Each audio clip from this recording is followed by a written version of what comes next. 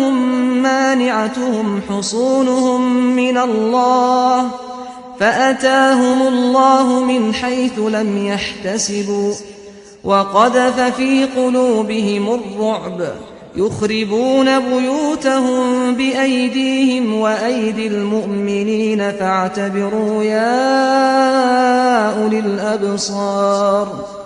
وَلَوْلَا أَن كَتَبَ اللَّهُ عَلَيْهِمُ الْجَلَاءَ لَعَذَّبَهُمْ فِي الدُّنْيَا وَلَهُمْ فِي الْآخِرَةِ عَذَابُ النَّارِ ذَلِكَ بِأَنَّهُمْ شَاقُّوا اللَّهَ وَرَسُولَهُ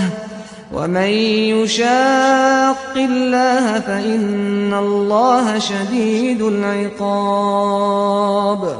مَا قَطَعْتُم مِّن لِّينَةٍ أَوْ تَرَكْتُمُوهَا قَائِمَةً عَلَىٰ أُصُولِهَا فَبِإِذْنِ اللَّهِ وَلِيُخْزِيَ الْفَاسِقِينَ وَمَا